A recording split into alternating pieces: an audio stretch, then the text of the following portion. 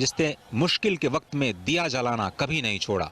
और भारत का हर एक नागरिक अगर एक एक दिया भी लेकर के उठ खड़ा हो तो ऐसी कोई भी मुश्किल नहीं जिस पर हम विजय हासिल नहीं कर सकते। कोरोना का उन्होंने उदाहरण दिया और किस तरह से पूरे देश ने इसका एक साथ मुकाबला किया।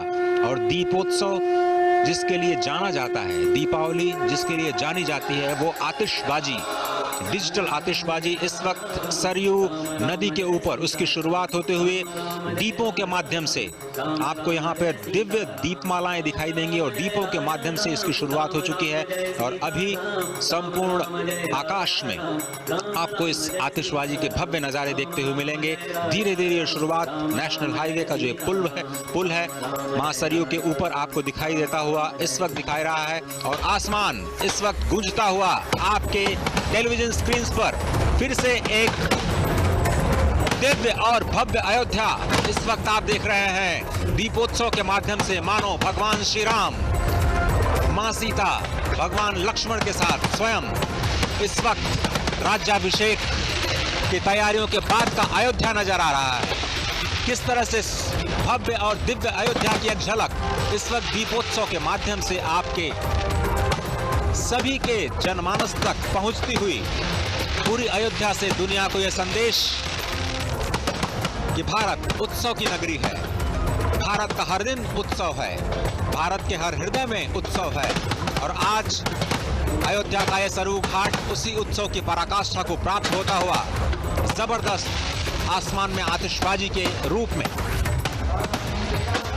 संपूर्ण दुनिया को कई संदेश और पर्यावरण के अनुकूल ये आतिशबाजी भी अपने आप में एक संदेश देती हुई कि उत्सव तो हम मनाते हैं लेकिन मर्यादा में, क्योंकि ये भगवान मर्यादा पुरुषोत्तम श्री राम के विजयोत्सव राज्याभिषेक का उत्सव है। और इसलिए इस उत्सव में भी मर्यादा का पालन पूरी तरह से।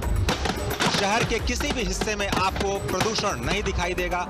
सरयू के तट पर बना ये पूरा का पूरा नेशनल हाईवे का पुल इस वक्त जबरदस्त आसमान में अपनी खूबसूरत छटाओं को बिखेरता हुआ यह अद्भुत दृश्य अयोध्या ने पहले कभी नहीं देखा। ये अद्भुत दीपोत्सव अयोध्या में पहली बार डिजिटल आतिशबाजी के माध्यम से इस वक्त प्रधानमंत्री खुद उसका आनंद लेते हुए विशेष प्रबंध किया गया, इस नए घाट का निर्माण किया गया। दूरदर्शन ने भी 10 कैमरों की मदद से इस भव्य दृश्य को आप तक सीधे पहुंचाने के लिए अथक परिश्रम किया है और इसका प्रतिफल आपको इस वक्त इन भव्य और दिव्य दर्शन के रूप में, आतिशबाजी के रूप में, प्रकाशोत्सव के रूप में स्पष्ट देखने को मिल रहा है। दीपो ज्योति परब्रह्म, दीपो ज्योति जनार्दन, दीपो हरतु मे पापम, संध्या दीप नमोस्तुते। शुभम करोतु कल्याणम, आरोग्यम सुख संपदाम, मम बुद्धि प्रकाशम च दीप ज्योतिर्नमोस्तुते। शुभम भवतु कल्याणम, आरोग्यम पुष्टिवर्धनम, आत्म तत्व प्रबोधाय दीप ज्योतिर्नमोस्तुते। ये दीपमालाएं, ये आतिशबाजी, ये दीपोत्सव सभी के मन में उल्लास जगाने वाला, ये ऊपर उठती हुई आतिशबाजी सभी को सफलता के ऊंचे शिखर पर पहुंचाने का संदेश देती हुई कितनी शक्ति के साथ हम अपने आप को, स्वयं को ऊपर उठाएं और संपूर्ण जगत को प्रकाशित कर दें। ये एक संदेश इस भव्य आतिशबाजी के रूप में मेरे ठीक ऊपर इस वक्त सजीव प्रसारण आप अपने टेलीविजन स्क्रीन पर देख रहे हैं दूरदर्शन के माध्यम से। और इस भव्य प्रसारण के लिए दूरदर्शन ने अथक प्रयास किया और उसी का परिणाम है कि आप इन दृश्यों को अब तक सीधे तौर पर देख पा रहे हैं। प्रधानमंत्री इसका आनंद लेते हुए, मुख्यमंत्री और उनका पूरा जो कैबिनेट है, अयोध्या की तमाम जनता, लाखों की संख्या में लोग यहाँ पर इस वक्त सरयू नदी पे जो नया घाट है उसके आसपास आसमान में इस भव्य आतिशबाजी का आनंद लेते हुए अद्भुत दृश्य। सभी के मन में वही उल्लास भगवान श्री राम के राज्याभिषेक का, वही उल्लास भगवान श्री राम के अपने नगर आने का, क्योंकि भगवान श्री राम अयोध्या के युवराज हैं।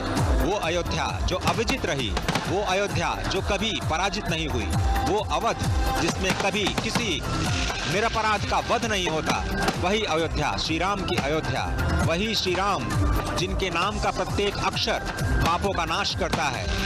प्रकाश मालाएं पापों के नाश करती हैं। आप जिस तरह से कहा जाता है भगवान श्री राम के तीनों ही अक्षर र, आ और मा, इन तीनों ही उकार में एक बहुत ही जबरदस्त शक्ति है। और रकार कहा जाता है अग्नि का प्रतीक है, अकार कहा जाता है सूर्य का प्रतीक और मकार चंद्रमा का प्रतीक। ये तीनों ही प्रकाश पुंज के प्रतीक, ऊर्जा के प्रतीक स्पष्ट तौर पर इस वक्त आसमान में आपको दिव्य दृश्य